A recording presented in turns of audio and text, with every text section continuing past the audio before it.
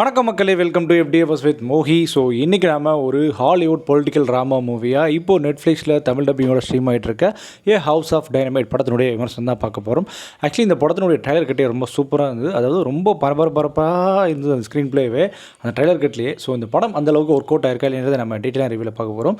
So ரிவ்யூக்கு போகிறதுக்கு முன்னாடி இந்த ரிவ்யூ உங்களுக்கு பிடிச்சிருந்துன்னா மறக்காமல் லைக் பண்ணுங்கள், கமெண்ட் பண்ணுங்கள், ஷேர் பண்ணுங்கள், சேனலில் சப்ஸ்கிரைப் பண்ண மறந்துறாங்க. ஸோ வாங்க நம்ம ரிவ்யூக்கு போகலாம். ஏ ஹவுஸ் ஆஃப் டைனமைட் இந்த படத்தினுடைய கதை விளக்கம் என்ன அப்படின்னு கேட்டிங்கன்னா, ஓப்பனிங்லே அமெரிக்கா மேலே ஒரு பெரிய நியூக்ளியர் ஏவுகணை வந்து செலுத்துகிறாங்க. வெறும் 16 நிமிஷத்தில் அந்த ஏவுகணையானது வந்து பார்த்திங்கன்னா சிக்காகோ மாநகரத்தில் விழப்போகுது. ஸோ அதனால் இந்த அமெரிக்கா மக்களும் அமெரிக்க அதிபர்களும் அமெரிக்க அரசியலும் எப்படி இதை எதிர்கொள்கிறாங்க அப்படின்ற ஒரு முக்கோண கதையாக காட்டப்படுறது தான் இந்த படத்தினுடைய கதையாக மாறுது. இந்த படத்தினுடைய பாசிட்டிவ் பொறுத்த வரைக்கும் கண்டிப்பாக வந்து பரபரப்போட உச்சியிலே கொண்டு போயிடும். முக்கியமாக இந்த 3 வேலை, அதாவது இருமணியில் நீங்கள் பார்த்துருப்பீங்க, ரோஷாமான எஃபெக்ட் சொல்லுவாங்க. அதாவது ஒரு பக்கத்தை மட்டும் கேட்டால் புரியாது, இன்னொரு பக்கமும் கேட்டால் புரியுன்ற மாதிரி தான். அதாவது இந்த படத்தில் வந்து பார்த்திங்கன்னா முக்கோண கதை, அதாவது 3 சைட்லேருந்து ஒவ்வொரு தரப்புலேருந்து எப்படி இந்த ஒரு தாக்குதலுக்கு எதிர்கொள்கிறாங்க, யார் யார் இதில் இன்வால்வ் ஆகிறாங்க, எந்த அளவுக்கான அடுக்குகளுக்கான பாதுகாப்பு ஏற்பட்டு கொண்டுறாங்க. அதுமாதிரி அமெரிக்காவோட சீக்ரெட் எப்படி சொல்கிறதுனா சீக்ரெட்டான ஒரு சில விஷயங்கள்லாம் எப்படி ரிவீல் ஆகுது, எந்த மாதிரியாக எதிர்கொள்கிறாங்க. இது அமெரிக்கானில் எந்த ஒரு கண்ட்ரியுமே இந்த மாதிரி சுச்சுவேஷனில் எப்படி தான் ரியாக்ட் பண்ண போகிறாங்க அப்படின்றத இந்த படம் மூலம் நம்மளுக்கு வெட்ட வெளிச்சமாக காட்டுறாங்க. அது ரொம்பவே முடிஞ்ச வரைக்குமே சுவாரஸ்யமாக கொண்டு போயிருந்தாங்க அப்படி தான் சொல்லி ஆகணும். மேக்ஸிமம் படம் வந்து சுவாரஸ்யமாக மிக முக்கியமாக நம்மளுக்கு தெரிஞ்சிடும். அதாவது ஃபஸ்ட்டு 16 நிமிஷத்துல இதுதான் அப்படி நடக்க போகுதுன்னு.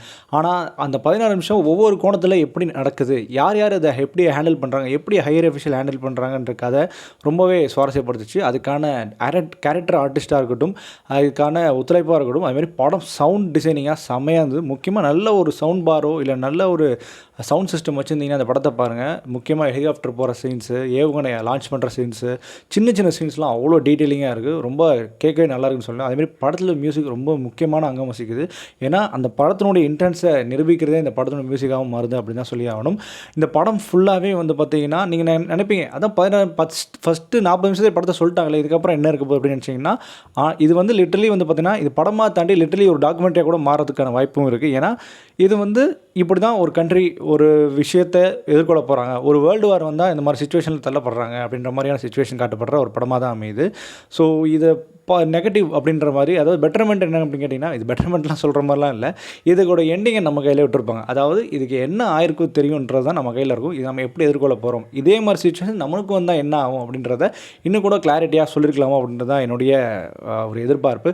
அதுக்கு இன்னும் கொஞ்சம் நல்லா மெனக்கெட்டு சொல்லியிருக்கலாம் அப்படின்னு தோணும். இது மற்றபடி உங்களுக்கு இந்த படத்தை பார்க்கலாமா வேணாமா, இல்லை கண்டிப்பாக பார்த்தே தீரணுமா அப்படின்னு கேட்டிங்கன்னா, என்னை பொறுத்த வரைக்கும் ஒரு வாட்சபிளான படம். முக்கியமாக படம் வந்து தமிழ் டப்பிங்கில் இருக்கிறனால கொஞ்சம் நல்லா இருக்குது அப்படின்னு தான் சொல்லணும். ஆனால் படத்தில் ஒரு மேஜர் ட்ராபேக் நான் பார்க்குறது என்னென்னா, இதில் வந்து 5028 5020 5030 சொல்லிட்டு அரிசி பேர் சொல்கிற மாதிரி ஒவ்வொன்றா சொல்லுவாங்க.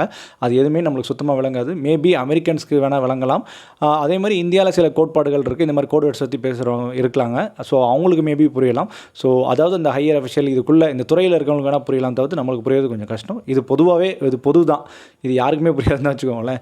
ஸோ இந்த படத்துக்கு நம்ம கொடுக்கக்கூடிய ரேட்டிங் என்ன அப்படின்னு கேட்டிங்கன்னா 5க்கு 3.4. ஸோ இந்த மாதிரி மூவி ரிவ்யூஸ் அண்ட் ரெக்கமெண்டேஷன் நம்ம சேனல் வந்து ஃபாலோ பண்ணி stay with me FDFS with மோகி.